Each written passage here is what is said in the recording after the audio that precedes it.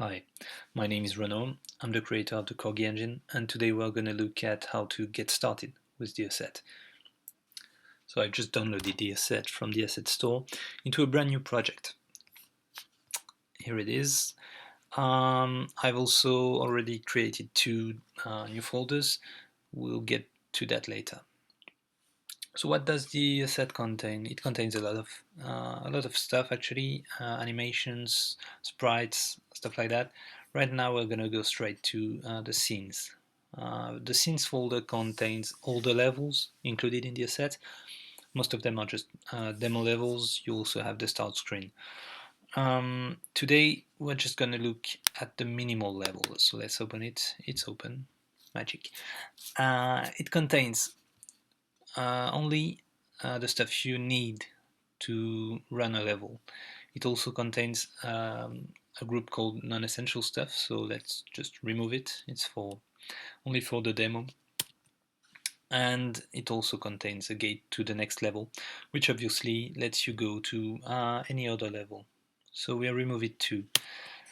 What are we left with? We're left with a level, a UI camera, which handles your health bar, the score, stuff like that. The main camera of the level. This one is a regular camera as opposed to one that can zoom in or out and stuff like that. We've got a game manager's prefab, just leave it at that too, and that level group. The level group will contain the background, the various platforms you're going to use, and some level managers stuff like the start of the level, or the bounds that will contain and constrain your player inside the level. One thing to note is that the level group also has a component right here called level manager, and that will handle the spawning of your player inside your level, and that's the component that decides which prefab your level is going to use as the main character. So it's really important. So let's go ahead and save this scene as a new one. We're gonna save it inside the new scenes folder and call it tutorial level or something. Then here it is. So what we are gonna do today is create a new level with new platforms and stuff based on that one, and we're gonna add a new character too. So to do that, we're gonna base our work on an existing character. I'm gonna choose the Space Corgi sprite sheet character because that's my favorite one and the first one and the best one. So as you can see, this little prefab here does have a lot of different components. So we need a box collider 2D, that's the green rectangle you can see here. We're gonna need a rigid body 2D, a Corgi controller script, which will handle everything on the collision side, and a character behavior script. This will handle the jumping, the dash, your game rules basically. Then we have an animator, the player bounds, which will work with the level bounds to constrain your player and decide what will happen when it reaches the bounds, and a few optional components we're gonna ignore just right now. So we're gonna base our character on this little prefab. So to begin, we are gonna take a few animations. I've prepared two sprite sheets, the idle sprite sheet and the walk sprite sheet, and I'm gonna create basic animations. So I'll just select all these frames, drop them here, call that blue dude idle, and so I've got my new animation, new animator. I'm gonna rename the animator blue dude animator and create the walk animation out of these frames, call that blue dude walk. I'm gonna remove that new animator. Go to my blue dude animator, create a new state out of the walk clip. So here we go. If we go back to just remove that one. If we go back to our Corgi prefab, and if we go to its animator, you can see it has quite a lot of parameters. And these parameters are basically what tell the animator what's happening in your game. Maybe your character is crouching, maybe it's climbing a ladder. Right now we're just gonna need the speed one. So let's go back to our blue dude animator, click on add a float parameter, call it speed, the name is important, and you're done. And if we go back to the Corgi animator, we're just going to have a look at the relationship between the idle and the walk state. It's based on transitions and conditions. If the speed of your character is greater than 0.01, then your character is walking. If your speed goes below 0.01, then it's idle. It's much more complex than that. You can have a look yourself, but just to get started, that will be enough. So we're going to reproduce that behavior on our blue dude animator. So let's right click on make transition from the blue idle to blue dude walk and back. So as we've just seen, I'm just going to add a condition, sorry. If speed is greater than 0.01, I'm going from idle to walk, and if my speed is less than 0.01, I'm going back to idle. Our animator is now complete. We can check if all works. We can remove that one. Just press play, and as you can see, our blue dude is now moving, albeit very slowly. So we'll just go to animation here and set the frame rate to 30 for both animations. Alright, press play again. Much better. So what we're going to do now is create a character out of this little blue dude based on the little corgi over there. What you want to do first of all is make a prefab out of the little blue dude. So I'll just rename that blue dude and drag and drop that into a folder. I should create a new folder, would be much better, so let's do that. Let's say create folder and call it resources. Go back to sprites, go back to resources, and here we go. So this is now an instance of the blue dude. What I can do already is set its tag to player and its layer to player. Hit apply.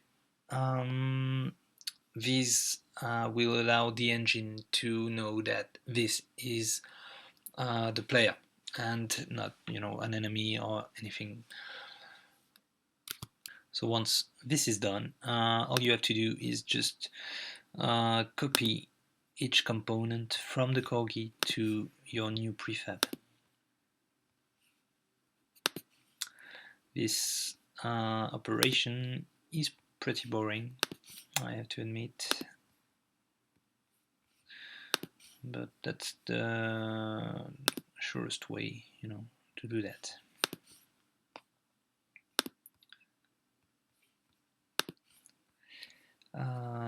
Which one?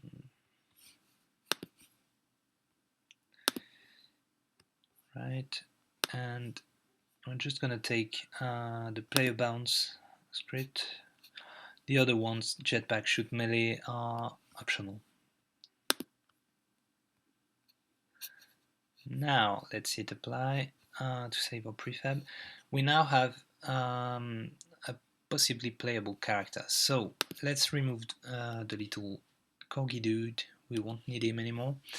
And let's make our prefab the main character for level. So you just select the level group and drag and drop your prefab into the player prefab. If you hit play, as you can see, we now have a playable character. It has quite a lot of problems, namely it doesn't work like it should on the floor. So we're now going to make a few adjustments to our player. First thing we want to do is edit the box collider 2D. So what you want to do is hit this button over there and adjust the green rectangle thingy.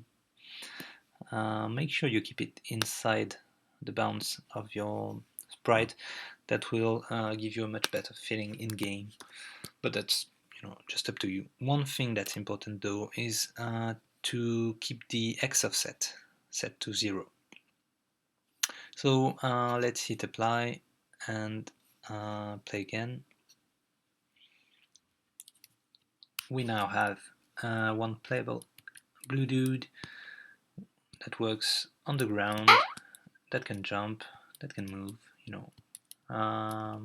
we now have a playable character.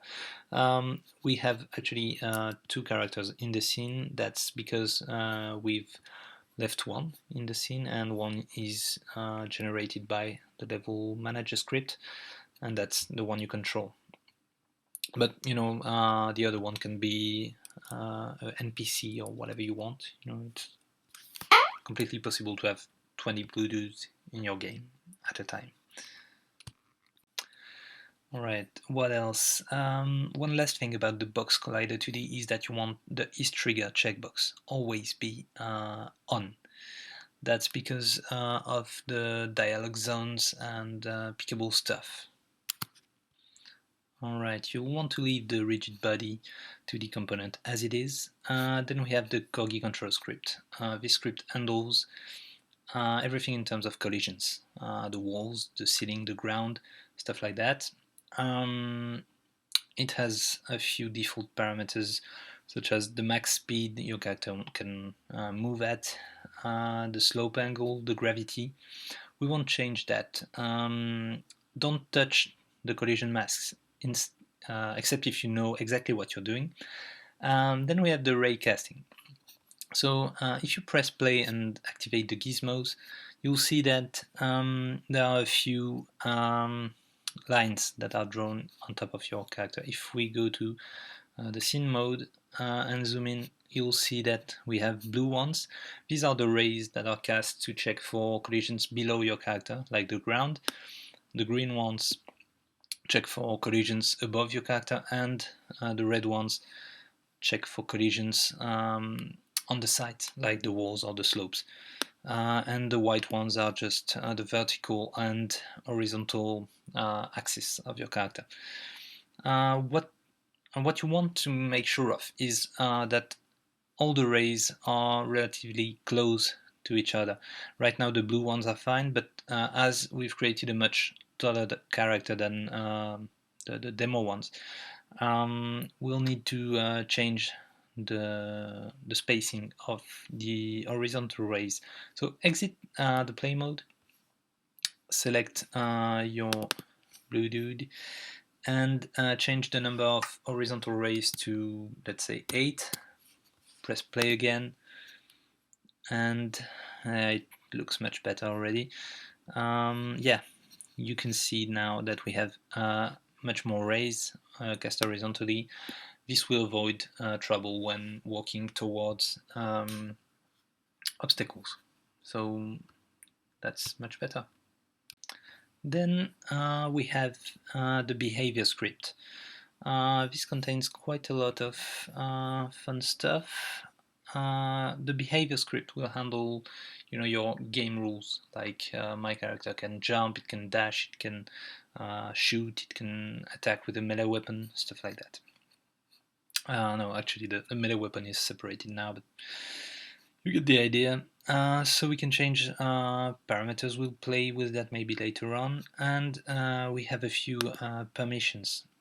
I suggest to disable the jetpack, the crouch, the shooting, the melee attack, because for this character we haven't the animations for that. If you create a jetpack animation, enable that. If you want your character to crouch, create a crouch animation, enable that. Just gives you more flexibility. And you have a few particle effects. You can have an effect when the character touches the ground, dust coming off. You have the hurt effect when somebody, hits your character with a missile or whatever. And some sounds.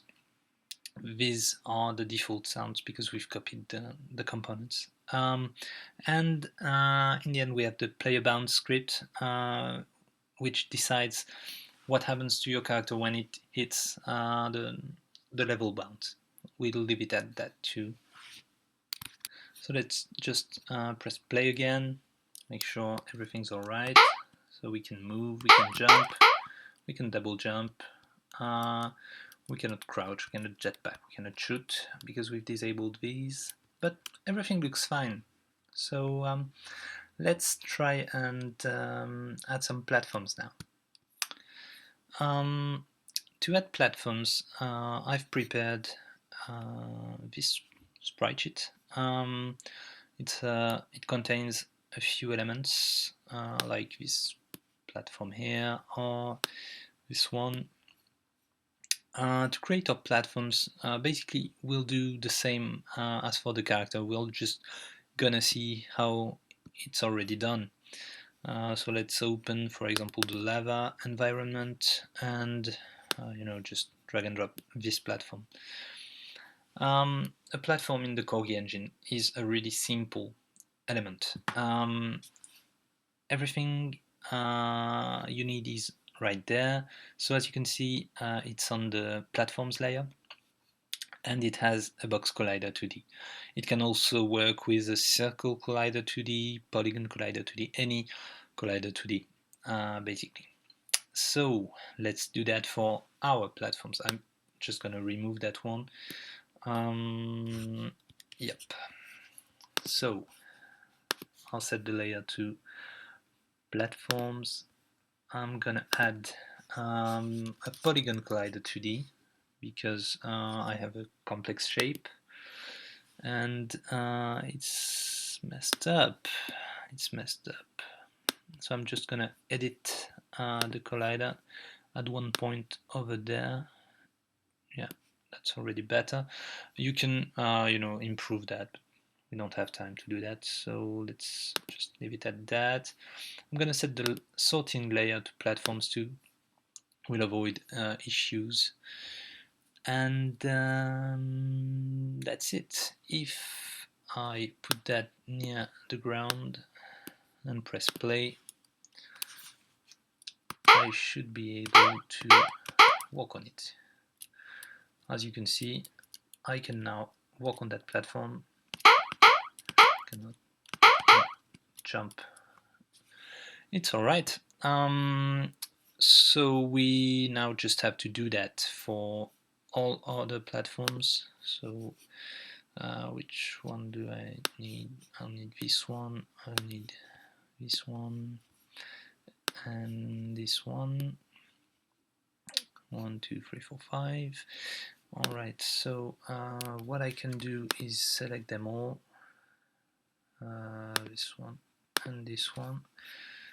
Set their layers to platforms, sorting layers, platforms, add component, polygon collider 2D, and just edit maybe this one, which seems completely wrong, like that, like that, and like that. So if I press play, I should be able to walk on the platforms. That's it. So now what you can do is create prefabs out of your platform. So you just drag and drop that, and maybe we can even we have to do it one by one.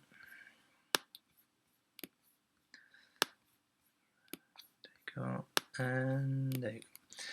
And now you can just assemble all that, remove that one because it doesn't look like the others.